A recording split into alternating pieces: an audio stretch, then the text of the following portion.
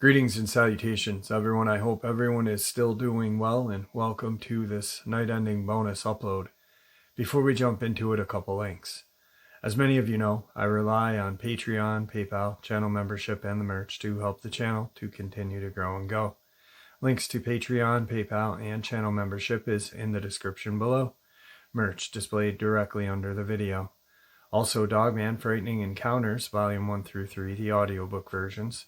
They were written and researched by Tom Lyons, narrated and produced by me, Jeff Nadolny. Those audiobooks are available on Audible, Amazon, and iTunes, links to which are also in the description as well. And finally, last but definitely not least, if you'd really like to help support the channel to continue to grow and go, simply subscribe. It doesn't cost a cent. Click the like button, takes half a second. If you don't want to miss out on any of the informative uploads I put out daily, click that bell icon, and folks, please leave a comment. Why? Well, because all these things really do help the channel to continue to grow and go. And yes, folks, they definitely do matter. Now, everyone, I have taken far too much of your time. Let's jump in to this night-ending bonus upload, shall we? Today's first encounter comes to us from Kentucky. Back in October 23rd, I woke up to a bunch of crows raising hell on my property. It was just about daylight. I grabbed my shotgun loaded with double-aught buck, and I noticed a dead deer, bald on the edge of one of my ponds. As I walked over to investigate, I stopped and noticed the crows were alerting to something 40 yards up the hill from the deer. I went back to my house, got dressed, holstered my 1911 .45, and switched to my semi-auto .308 rifle, and went back. I decided to get above where the crows was at, and flush out what was there. When I moved in above that spot, the crows left, and I found a large depression in the leaves, behind a big log from the deer. I went down and dragged the deer up behind the log and noticed how strange the deer had been mutilated and brutalized. There were no drag marks, no prints, no blood, no guts, or tufts of hair anywhere around the area. The deer had been carried and dumped there, in the depression, for an attack on whatever would investigate the deer kill. The deer's head had been bitten down on its skull, and the wound on the left side of the deer's head had punctured through its skull, and the other scraped the skull. It was a massive creature to bite down on that deer's head like that. Also, the deer's backbone was ripped out from its abdomen, and the deer's right leg was broken, just above its hock. There was no blunt force trauma anywhere on the deer's body. The deer's shoulders were turned inside out, and its back loins were removed, and the deer was completely drained of all its blood. All the deer's white underbelly was removed along with its guts. All the diaphragm was cleanly ripped out with the guts.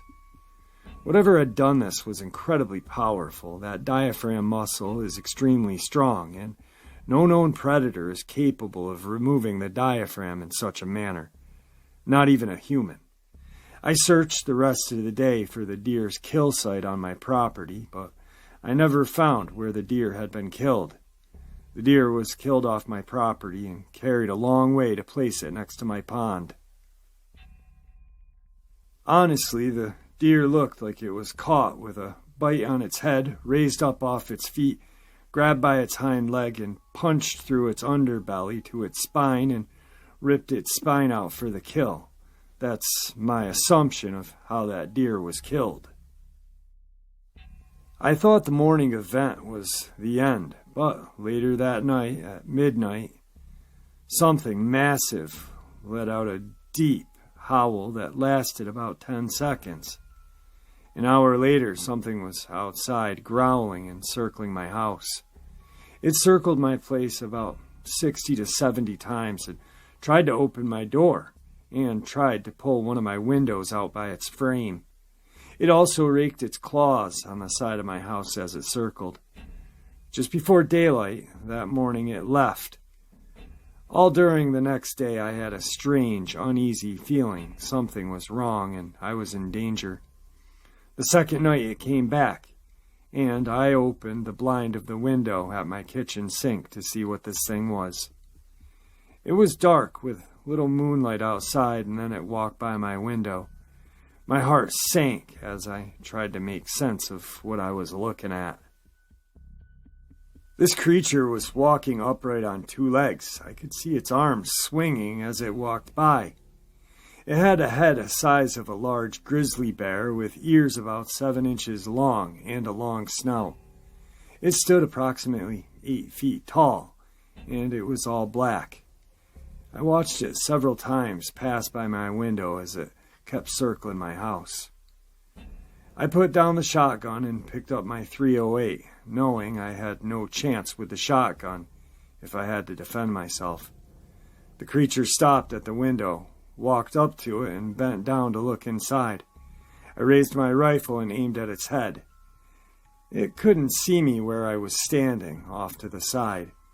Then both of its ears turned towards me when I flipped off the safety switch in case I had to shoot. It stood there listening, and then backed away slowly and continued to circle my house, raking its claws and testing my windows and door. The size of this monster, I could have definitely ripped through the wall or door with little effort. I estimated its size from the shoulder to shoulder at 38 inches with massive arms and an upper body. I never saw its eyes as it was dark outside and it was all black. It circled my house about 30 times in 4 hours the second night and walked away. I waited about an hour and decided to go to bed. About 30 minutes of lying in bed, I could hear something approaching the wall where my head was at. Once it got closer, I could hear a heartbeat. As it got closer, the heartbeat got louder. Then I could hear bristling fur rubbing against the wall where my headboard was. The heartbeat got louder and louder, and my dog, while hiding and shaking, started whining as if he was dying. I jumped off the bed and grabbed my rifle. I thought I might have been somehow hearing my own heartbeat, so I checked my pulse, and my pulse was slower than what I was hearing. The heartbeat got so loud that I could hear the blood pumping through its heart. The blood sounded fizzy, like Coca-Cola was pumping through its heart. This creepy heartbeat lasted for about 2 minutes, and then as the creature backed away, the heartbeat slowly faded until the creature left, and the heartbeat stopped. I don't think it has come back since the heartbeat, but I seriously believe it will be back with more elaborate tricks to either kill me or run me off my place. I am a U.S. Marine combat veteran and former Leo. Also, I found a deer fawn, the same exact area near the pond, the same time this creature was bothering me. The fawn had been attacked but was still barely alive and bawling in pain. I had to put it out of its misery. I chalked it up to a dog attack. I'm starting to think maybe it was using my abandoned farm as its hunting ground. My farm is totally secluded and no one ventures on this place, and even now, where they know I patrol my area, if this Dogman is making a peace offering, it's going about it all wrong. It killed one deer it should have left alone and stalked me for 2 days. Being a U.S. Marine and heavily armed, with also night vision, I recently purchased shotgun slugs designed to kill grizzly bear. I set up tripwire alarms in the perimeter around my house and game cameras. So far, I've only captured pictures of some resident raccoons. Also, when this Dogman was harassing me, I had a game camera set where I feed the deer, and there were coyotes here during that time. I've never captured pictures of coyotes here before or after, and never seen any or heard any coyotes here. I'm an avid hunter and survivalist, and I believe I will start working on an underground shelter. I was planning on building an underground shelter for tornadoes, but now with an 8-foot-tall Dogman, I'll definitely be digging in. After my encounter, I started researching about what I saw here, and I'm shocked that there are so many encounters, and a hive of Dogman living near an abandoned sawmill in Grand Rivers. Grand Rivers is just 18 miles away by drive. I have noticed several other strange and unusual things here that I don't know what it is. Things that trigger my game camera and harass the deer. Today's second encounter. It's hard to believe that it's been 29 years, but it has. I was 12, and for the first time I was being allowed to go deer hunting. This was meaningful, as now I was being considered a man in the family, someone who could put meat on the table, or so to speak. The hunting trip took me to a 200-acre parcel of family-owned land in Wisconsin. There I'd be hunting with my dad, my uncle, my cousins. I was no stranger to this property, as I pretty much spent every summer of my childhood there. My cousin was just as excited about my first trip as I was, so upon my arrival, he took me out to the woods to show me something strange. He said, "You want to see something weird?" I said, "Yeah." He picked up a big stick, swung, and whacked a tree hard. He repeated this several times. I wasn't sure what he was doing until I heard a whacking sound off in the distance. At first, I thought it was an echo. He handed me the stick and told me to try. Like him, I whacked the tree several times, then waited. Just like before, I got a response far off in the woods. I'll admit, I didn't know what it meant, and in some ways, I thought it was kind of cool. My cousin then let out a yelp. Seconds later, something responded. Again, I didn't know what to think about any of this that he was showing me, and before long, we went back to the cabin. I was fascinated by what could be responding to our whacks and yelps. Unable to get the odd incident out of my mind, I went back out to the same spot later. I picked up the branch I had used before, swung and whacked the tree. Like before, a response came, but this time it was a different part of the property and closer. When I think back, I don't ever recall hearing about or knowing people who did tree knocks or vocalizations. It was apparent my cousin knew about it, but I was oblivious. Heck, I don't even think I knew what Bigfoot was at the time. Confused, I brought it up to my uncle, who was a man of few words. He simply told me to stop knocking on trees and mumbled a name that I was unfamiliar with. I shrugged it off and went about the rest of my day. What's odd is, it wasn't until much later in life did I hear that name again, this time from the prominent Bigfoot researcher Coonbo Baker. That night I was told where I'd be hunting. They were going to stick me way out at the far end of the property, a place I had been told to avoid before because of how remote it was, and that I'd get stuck back there due to the bogs and creeks. Looking back now, I kind of find it ironic I was stuck in one place I was told to stay away from. The morning came and it was chilly. My uncle took me out and dropped me off. Before he left, he instructed me to stay put and that he'd come get me by the end of the day. I nodded and he went on his way. This part of the 200 acres was much different than any other part. In fact, the whole atmosphere changed back there. It went from hardwood to really thick brush, high grass, and, like I mentioned before, bogs and creeks. I went to an old willow tree which held a rickety and aging tree stand. I put my foot on the first step, applied pressure, and sure enough, the first step broke. I thought to myself, great, in order for me to reach the second step, I'd have to go back and make a running jump for it. Being 12 has its disadvantages, height being one of them. I took a few steps back and went for it. I easily made the second step, although I was a bit nervous that I'd break as well, which would send me to the ground crashing and hard. This old tree stand wasn't very sturdy to begin with, as they'd used old scrap wood. Using every ounce of caution, I scaled up and took a seat.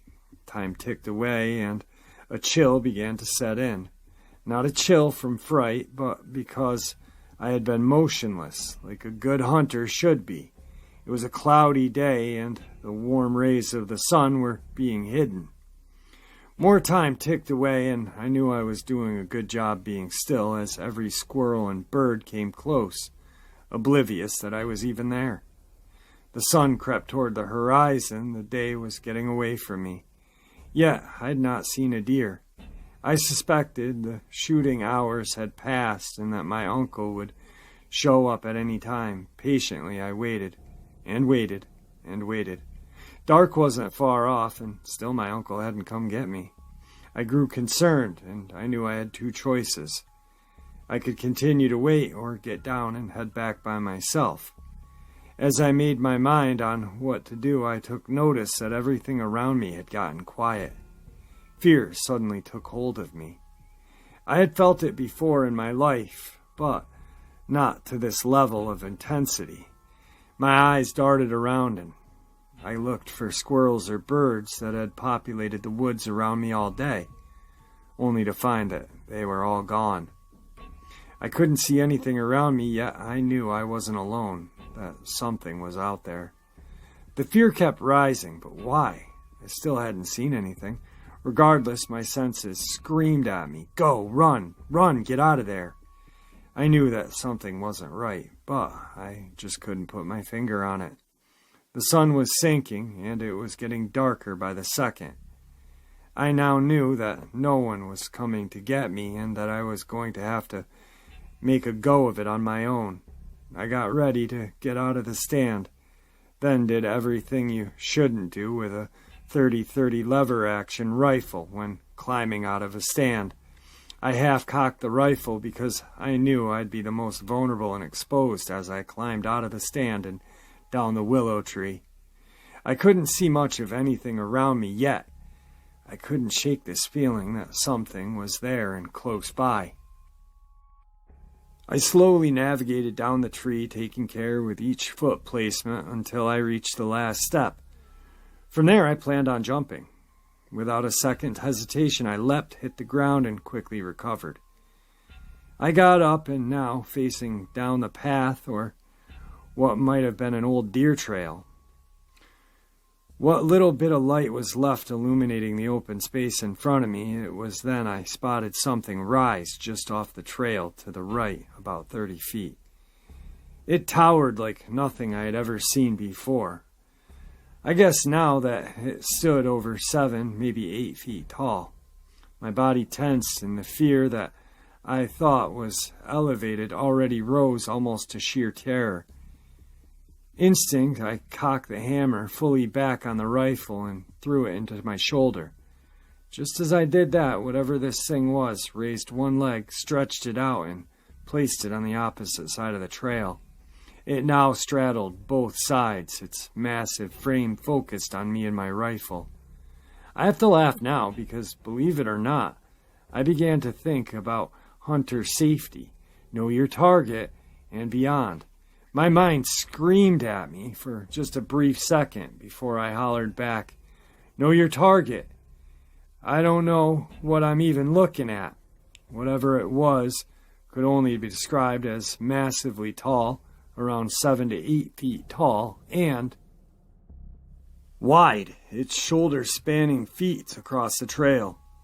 The fading light of the day shined from beyond it, making it impossible to make out good detail, but the outline was crystal clear. I made out that it was standing on 2 feet, had legs, arms, and a head. I could also make out hair or fur or whatever you want to call it. I thought to myself, what am I seeing?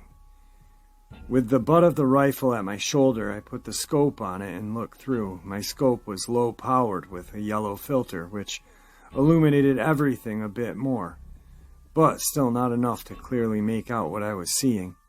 I placed the reticle of my scope on the vitals, placed my finger on the trigger, and stood ready to unload everything I had if it made one move towards me. The entire time I thought that I was going to die, that this was it. I still couldn't make out any facial features of the creature because the light came from behind it. But I just knew that this thing could easily kill me. With all the slack taken out of the trigger, I was ready to fire. But it didn't move. Both of us were at a standstill, our gazes fixed on each other. I couldn't say how long we stood staring each other down, but it felt like forever. Then, without notice, it leapt to the right from where it stood. All I heard now was crashing as it fled. A moment later, there was silence. Then I saw something further down the trail. It was a silhouette of a deer. It dawned on me that I had come in between this thing and its meal. I assumed it must be mad at me. So I did the worst possible thing. I turned and ran. With each step, my heart pounded till the point that I swore I was going to explode. My vision narrowed, which made it harder to get a good view. To my right, the direction that the thing had gone, I heard movement. I now thought this thing was going to circle around and come and get me. I got up, swung my rifle around, and again readied myself to fire. But nothing was there. Without wasting another second, I pivoted and raced off again down the trail.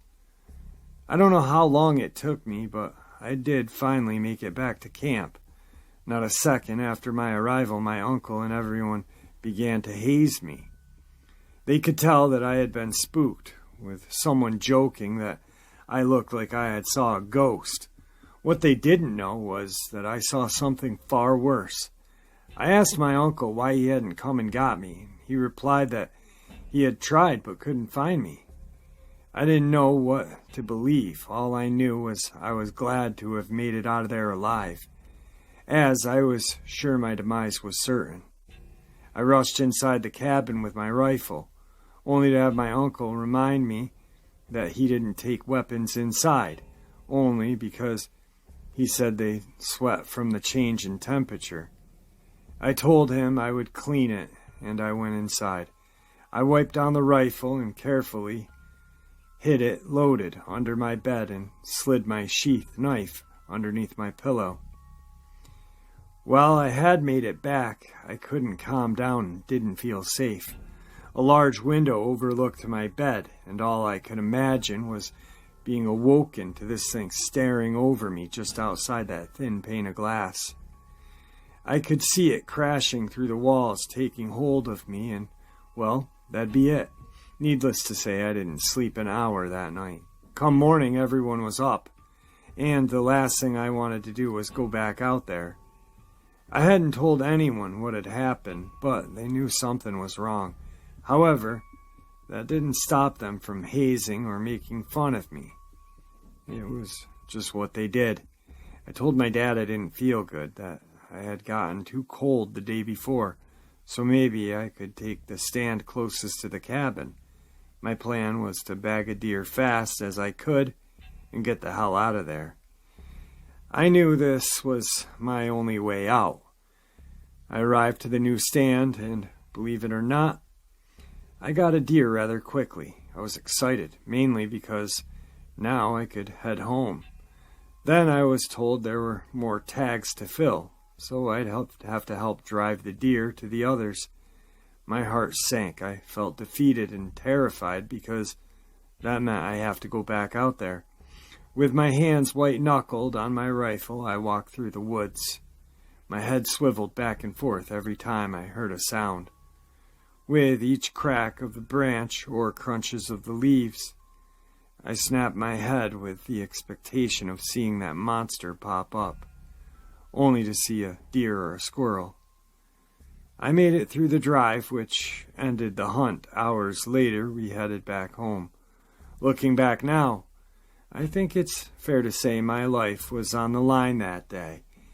And the one thing that saved me was my old 30-30 lever action. I can still feel it angrily looking at me, both of us locked in a standoff with neither committing to act.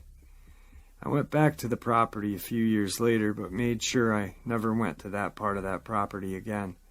I figured that was his territory, and also figured he was probably still mad at me. As the years passed, I tried to convince myself that I hadn't really seen what I saw, that it was all my wild imagination of a 12-year-old. I dared never mention it to my family for fear of being mocked or ridiculed. So I held the fear from that day, never uttering a word until now. Even with my best efforts to wipe my memory of that time or imagine it was something else, I always regress. I don't ever think I'll ever forget that day. Like so many others I've heard tell their story, it's something that becomes seared into your brain. I still venture back out into the woods, but now I go with the knowledge that there are creatures there that could do us considerable harm. When I go out, I'm always armed. Whatever those things are, they know what rifles are, and I believe they also know what they are capable of. My rifle saved me that day, 29 years ago.